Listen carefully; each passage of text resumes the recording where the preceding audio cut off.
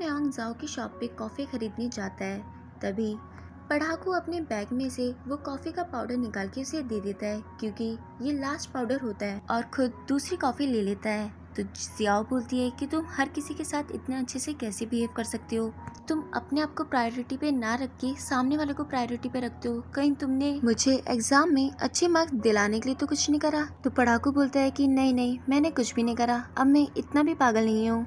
Next ये पता चलता है कि जाओ ने पूरी क्लास में टॉप किया है और पढ़ाकू सेकंड नंबर पे आया है।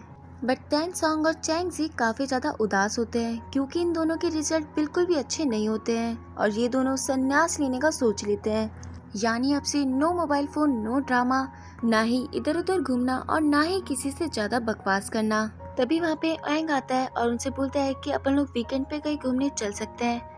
बाद में ये सभी लोग एक पार्टी में जाने का डिसाइड करते हैं, मगर उस पार्टी में तैन सॉन्ग और चैंग जी नहीं होंगे, क्योंकि दोनों ही अभी अपने रिजल्ट की वजह से काफी ज्यादा सदमे में हैं, जिसकी वजह से तैन सॉन्ग और चैंग जी सिर्फ दिन रात पढ़ाई पढ़ाई पढ़ाई ही करते रहते हैं। जिसकी वजह से वो सब लोग मिलकर डिसाइड करते हैं कि अब हम लोग तैन सॉन्ग और चैंग जी को पार्टी में आने के लिए फोर्स नहीं करेंगे, उनके बिना ही हम लोग पार्टी में चले जाएंगे।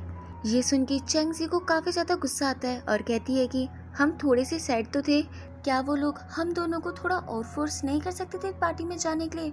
उन लोगों को नहीं पता रिजल्ट के बाद 2 दिन तो देवदास बनना ही पड़ता है। मैं अभी जाके उन लोगों को बोलती हूँ कि हम भी पार्टी में आएंगे उनके साथ में। तभी तैन सॉन्ग उसे रोक देता है और कहता है कि सेल्फ रिस्पेक्ट नाम की भी चीज होती है। अब हमें उन लोगों को फील करवाना होगा कि हम लोग पहले जैसे बन चुके हैं, यानी हम लोग भी पार्टी में आने के लिए बिल्कुल तैयार हैं। और वो लोग ऐसा ही करते हैं, मगर पढ़ाकू, जियाओ और गोचू उन्हें साफ साफ मना कर देते हैं कि तुम्हारा रिजल्ट बहुत बेकार आया है, इसलिए हमें लगता है कि तुम्हें पढ़ाई पे ध्यान देना चाहिए। वहीं गोचू अपने दोस्तों के साथ पार्टी की बातें कर रहा होता है। चैंग जी और तैन सॉन्ग अपनी क्लासमेट से पूछते हैं कि गोचू ने तुम्हें पार्टी के बारे में क्या क्या बताया। तो वो लड़के बताती है कि ज़्यादा कुछ नहीं, तुम्हें बस वियर्ड से कपड़े पहन के पार्टी के अंदर जाना है। मगर अब कपड़े खरीदने के लिए इनके पास ज़्यादा पैसे नहीं होते हैं, इसलिए ये दोनों ये कपड़े पहन के पार्टी में जाने की डिसाइड करते हैं। तैन सॉन्ग बोलता है कि तू देखना भाई, पार्टी में आग लगा देंगे अपन दोनों तो। मगर वहाँ पे उन दोनों को कोई भी नज़र नहीं आ रहा होता है। तभी सामने से वो चारों लोग आ जाते हैं। तो वो लोग वहाँ से भग जाते हैं, क्योंकि वो देखते हैं कि उन्होंने तो बिल्कुल सिंपल सोबर कपड़े पहने हुए हैं। बाद में चैंग सी काफ़ी तेज रोना स्टार्ट कर देती है कि तुम्हारी वजह से ये सब कुछ हुआ है। मैं ओएंग को पसंद करती हूँ, मैं उसे बताना चाहती थी कि देखो मैं कितनी सुंदर लगती हूँ, मगर तुम्हारी वजह से सारी चीज़ें चौपट हो गई है। उसकी ये बातें वो चारों सुन लेते हैं। घर आने के बाद ओएंग चैंग सी को बोलता है कि इस न्यू ईयर मेरा बर्थडे है, तो अपन सब लोग साथ में घूमने चलेंगे, अब तुम जल्दी से बाहर आ जाओ। मगर जब वो बाहर आती है तो सभी लोग उस पर हंसना स्टार्ट कर देते हैं। नेक्स्ट डे इनके स्कूल के अंदर बास्केटबॉल का मैच चल रहा होता है और चैंग जी जोर जोर से अपने जूनियर के लिए चीयर कर रही होती है। तो तैन सॉन्ग बोलता है कि भाई इससे अच्छा तो मैं खेल लेता हूँ, ये इस लड़के के लिए क्यों चिल्ला रही है इतना। और ये बात सच भी है, तैन सॉन्ग एक अच्छा बास्केटबॉल प्लेयर है। बाद में हम देखते हैं कि गोचू के पैर में चोट लगी हुई है। वहीं जियाओ को लगता है कि इसके पैर में ये चोट इनके जूनियर की वजह से लगी है, इसलिए वो ये बात जाके अपने दोस्तों को बताती है। और वो सब लोग डिसाइड करते हैं कि ये लोग अपने उस जूनियर को दिन में तारे दिखा कर ही रहेंगे। जब वो देखते हैं कि वो जूनियर गोचू के साथ बात कर रहा है, तो वो लोग जल्दी से उसे पीटने के लिए वहाँ पे जाते हैं। पर वहाँ जाने के बाद उन्हें पता चलता है गोचू के थ्रू कि ये तो इनकी मसाज कर रहा था और ये इसका काफ़ी अच्छा दोस्त बन चुका है, जिसकी वजह से उन सभी लोगों को काफ़ी ज़्यादा एम्बेरस फील होता है और वो लोग गोचू को काफ़ी ज़्यादा सुनाते हैं। तैन सॉन्ग डिसाइड करता है कि वो अपने जूनियर को मज़ा चखा कर ही रहेगा, क्योंकि चैंग जी और उनकी क्लास की सारी लड़कियां उनको भाव ना देते हुए उसके जूनियर के पीछे पड़ी हुई हैं, इसलिए वो अपने जूनियर को हराने के लिए एक काफ़ी तगड़े बास्केटबॉल प्लेयर को भेजते हैं, मगर उनका जूनियर उसे हरा देता है। ये देख के तैन सॉन्ग का मुंह तो खुला का खुला ही रह जाता है। बाद में वो डिसाइड करता है कि अपने स्कूल के लिए बास्केटबॉल टीम में खेलेगा, जिसके लिए वो गोचू के पास आता है और गोचू से जूनियर की पूरी जन्म कुंडली निकलवा लेता है और रात को अपने आप को काफ़ी ज़्यादा मोटिवेट करके सोता है कि अब तो मैं वापस से लड़कियों के दिल में अपनी जगह बनाकर ही रहूँगा। नेक्स्ट डे पढ़ाकू बास्केटबॉल की प्रैक्टिस कर रहा होता है। तभी पीछे से जूनियर वहाँ पे आ जाता है और उससे बात करने की कोशिश करता है। जब तैन सॉन्ग उन दोनों को साथ में देखता है तो वो जल्दी से जाकर पढ़ाकू का हाथ पकड़ लेता है और कहता है कि भाई मैं आ गया, और पूरे दिन इसका पीछा नहीं छोड़ता क्योंकि इसे लग रहा होता है कहीं चैंगजी और गुजो की तरह पढ़ाकू भी जूनियर को पसंद ना करने लग जाए। नेक्स्ट डे तेनसोंग की टीम और जूनियर की टीम के बीच में मैच चल रहा होता है, जहां चैंगजी जूनियर की टीम को सपोर्ट कर रही होती है। मगर जब वो देखती है कि जूनियर काफी सारे पर्सनल फाउल कर रहा है और उसे कोई टोक भी नहीं रहा, इसलिए वो तेनसोंग की टीम को चीयर अप करना स्टार्ट करती है। मगर तभी जूनियर तेनसोंग को गिरा देता है। ये देखकर चैंगजी को उस पर काफी ज्यादा गुस्सा आता है और वो भग के जाती है और उसकी कॉलर पकड़ लेती है। मगर जूनियर उसके साथ बदतमीजी करना स्टार्ट कर देता है, तो तेनसोंग बोलता है कि अगर हिम्मत भी हो तो इसके हाथ लगा के दिखा। यानी इस लड़ाई के बाद जूनियर की असली शक्ल सबके सामने आ जाती है। तेनसोंग को ये देख के काफी ज्यादा खुशी होती है कि चैंगजी भी उसकी फिक्र करती है। मगर नेक्स्ट डे उन सभी लड़कियों की नज़र एक लड़के के ऊपर पड़ती है जो काफ़ी ज़्यादा स्मार्ट होता है, और वो सब उसके पीछे भग लेती है। ये देख के वो बोलते हैं कि एक लड़की का प्यार हमेशा दूसरी क्लास में क्यों होता है भाई।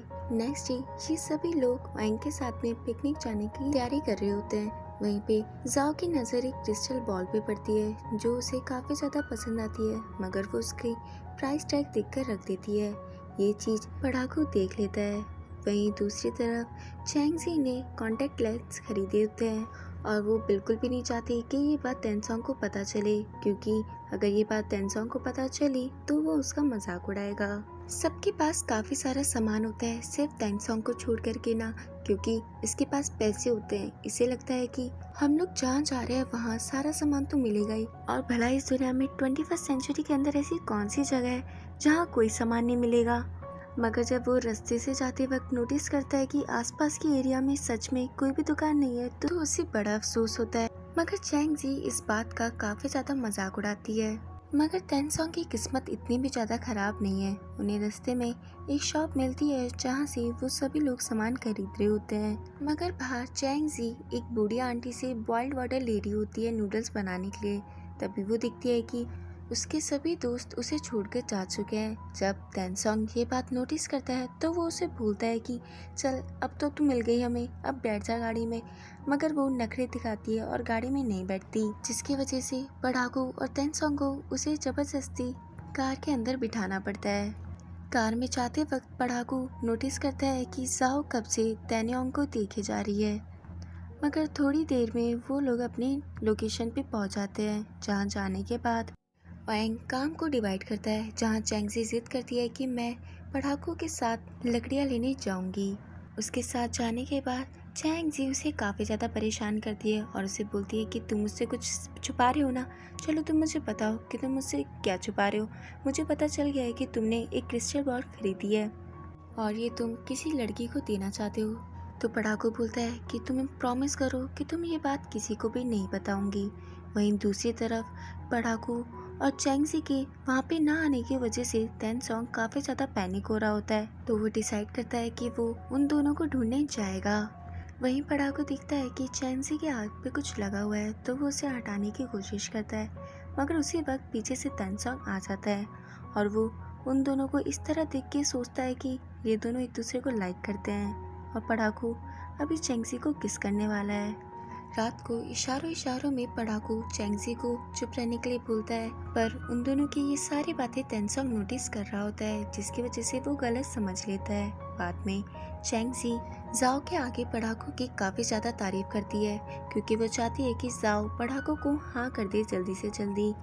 मगर ये बात तेनसोंग को बिल्कुल भी अच्छी नहीं लगती, जिसकी वजह से वो चैंगजी को वहाँ से अकेले में बुलाता है और बोलता है कि मुझे तुमसे किसी सीरियस टॉपिक पे बात करनी है। जिसकी वजह से चैंगजी को लगता है कि ये उसके कॉन्टैक्ट लेंस के बारे में बात करेगा, इसलिए वो बहाने बनाना स्टार्ट कर देती है। तेनसोंग बोलता है कि तुम्हारी आंखें मुझे सब कुछ सच सच बता रही है, तो वो अपनी आंखें बंद कर लेती है क्योंकि वो नहीं चाहती कि इसका कॉन्टैक्ट लेंस तेनसोंग देखे, और कहती है कि नहीं नहीं, मेरी आंखें तो बचपन से इतनी ब्राइट है, तुम्हें कुछ गलत फहमी हुई है, और वहाँ से सर दर्द का बहाना करके चली जाती है। बाद में वो सभी लोग फायरवर्क्स चलाने का डिसाइड करते हैं, मगर तेनसोंग चैंगजी को रुकने के लिए बोलता है और जाकर अपना स्कार्फ और कैप लेकर आता है और उसे पहनाता है। यहाँ हमें इन दोनों के बीच में छोटा सा रोमांटिक एंगल दिखने को मिलता है। बाद में ये सभी लोग अपनी अपनी विश मांगते हैं, जहाँ चैंगजी की विश होती है कि ये एक पॉपुलर राइटर बनना चाहती है। टेंसोंग की विश होती है कि इस दुनिया से निब्बा निब्बी वाला प्यार ही खत्म हो जाए। पर पढ़ाकू ने अभी तक कोई भी विश नहीं मांगी होती। बाद में ये सभी लोग साथ में एंजॉय करते हैं। रात को साओ और पढ़ाकू दोनों को ही नींद नहीं आ रही होती है। वो दोनों बाहर आके बैठ जाते हैं। साओ पढ़ाकू से पूछती है कि तुमने अपनी कोई विश क्यों नहीं मांगी। तो पढ़ाकू बोलता है कि मेरे पास सब कुछ है, अगर तुम चाहो तो मेरे बदले में मेरी विश मांग सकती हो।